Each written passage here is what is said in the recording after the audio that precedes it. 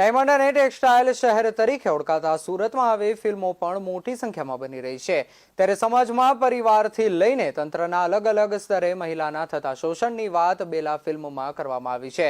હાલ બેલા ફિલ્મનું શૂટિંગ યુનિવર્સિટીના લો ડિપાર્ટમેન્ટમાં થઈ રહ્યું છે। ફિલ્મના દિગ્દર્શક તનસુખ ગોહિલે કહ્યું કે સમાજમાં સ્ત્રીનું સશક્ત થવું જરૂરી છે। આ સંદેશને બેલા ફિલ્મમાં રજૂ કરવામાં આવ્યો છે। બેલા ફિલ્મમાં મહિલા પર થતા અત્યાચારને અને ન્યાય મેળવવા માટે પણ થતા શોષણની વાત રજૂ કરવામાં આવી છે। બેલાનું સૌ પ્રથમ ઘરમાં શોષણ થયા બાદ તે જનો પણ સાથ માગે તેણે પણ તેને સાથે અત્યાચાર ગુજાર્યો છે, પરંતુ ન્યાયતંત્ર તેણીને કઈ રીતે ન્યાય આપે છે તે અંગેની વાત આ ફિલ્મમાં રજૂ કરવામાં આવી છે। જાણીએ સમગ્ર વાત વિશે। હું આ ફિલ્મમાં મણિલાલ નામના એક મિનિસ્ટરનું કેરેક્ટર પરફોર્મ કરું છું, જે નેગેટિવ કેરેક્ટર છે અને આ વુમન ઓરિએન્ટેડ એટલે એક મહિલાની એના અનુભવ અને એની પર વીતેલા એક અત્યાચારની વાર્તા છે અને આ વાર્તામાં જે નેગેટિવ કેરેક્ટર છે એ હું પ્લે કરી રહ્યો છું। કેવો અનુભવ રહ્યો, ખાસ કરી શું કહેવું તમારું બેલા મૂવીને કેટલા એક્સપિરિયન્સ? કલાકાર તરીકે તો દરેક પાત્ર એક નવો અનુભવ હોય છે અને દરેક પાત્રને આકાર આપવાનો અને સાકાર કરવા માટે કલાકારે ખૂબ મહેનત કરવી પડતી હોય છે। આમાં પણ ખાસી મહેનત છે અને આ કેરેક્ટર એવું છે કે તમે આમ જુઓ તો એના પ્રત્યે ધૃણા પણ થાય અને બીજી બાજુ એ જે પ્રકારે પરફોર્મ કરે છે એમાં તમને ક્યાંક ક્યાંક હ્યુમર પણ મળશે, એટલે કોમિક હ્યુમર, સટાયર હ્યુમર બી કરે છે કેરેક્ટર અને બહુ ચેલેન્જિંગ રહ્યું છે। અને આ પ્રકારની ફિલ્મો, આ પ્રકારની સબ્જેક્ટિવ ફિલ્મો આપણી ભાષામાં બનવી જોઈએ, લોકો સુધી પહોંચવી જોઈએ અને કલાકાર તરીકે અમારું કામ છે કે માત્ર મનોરંજન નહીં પણ સમાજને જરૂરી એવી માહિતી બી પ્રદાન કરીએ અને લોકો મોટિવેટ થાય એવી ફિલ્મો પણ અમે કરતા રહીએ। દર્શકોને શું કહેશો બેલા વિશે? દર્શકોને એવું જ કહું કે તમે જેમ મારી બીજી ઘણી બધી ફિલ્મોને પ્રેક્ષકો તરીકે પ્રેમ આપ્યો છે, મને પ્રેમ આપ્યો છે, તો આ બી એક સરસ મજાની ફિલ્મ છે, આપણી ભાષાની ફિલ્મ છે અને ગુજરાતી હોવાના નાતે આપણે આપણી ગુજરાતી ભાષાની ફિલ્મોને પ્રાધાન્ય આપીને ખાસ આ ફિલ્મ જોવી જોઈએ।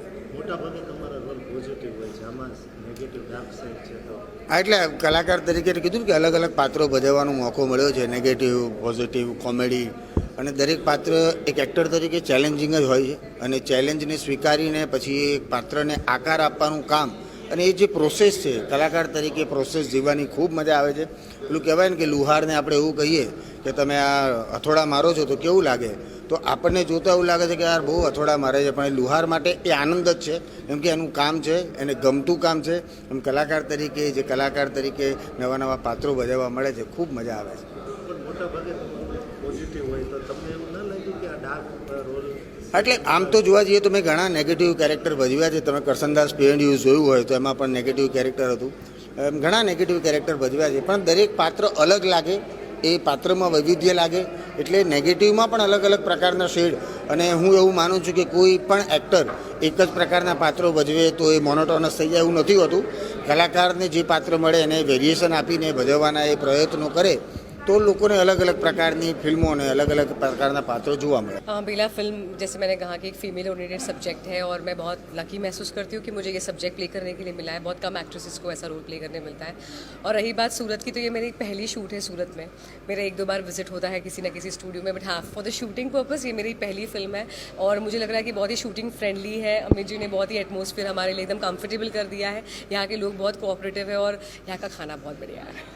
इस बेला के किरदार में खास करके रेप की जो घटनाएं हुई, किस तरह का किरदार निभाने में क्या कहेंगे? ये एक इंसिडेंट है जहाँ पर एक लड़की के साथ रेप होता है, देन किस तरीके से इसको न्याय मांगने के लिए अपनी लड़ाई लड़ती है। वैसे ही हमें भी पता है कि हर साल बहुत सारे ऐसे रेप्स होते हैं, बहुत लोग हैं जो चुप रह जाते हैं इसको लेकर, लेकिन इस फिल्म के माध्यम से ये है कि आप जाइए और अपनी बात को रखिए बाहर। आपने तो सिर्फ किरदार निभाया, लेकिन इसलिए जिस तरह से रेप की घटनाएं हुई तो इन महिलाओं पे क्या बीतती होगी? नहीं, वो तो मैं बता ही नहीं सकती हूँ एक्चुअली, बट सोच के भी मतलब डर लग जाता है कि ऐसा कभी होता भी होगा तो फिर क्या दौर से वो लोग, क्या मेंटल स्टेट से गुजरते होंगे, डिप्रेशन में जाते होंगे, फैमिली कैसे रिएक्ट करती होगी, खुद कैसे लड़ते होंगे। I think it's disgusting.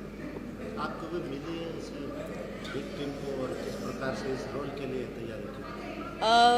हाँ, मेरी मतलब पहचान में किसी का ऐसे साथ में ऐसा हुआ था एंड बट वो यही था कि जब वो लड़ने के लिए भी गई तो भी उसे यही चीज़। BS19 न्यूज़ સાથે પરેશ રાઠોડ, સુરત।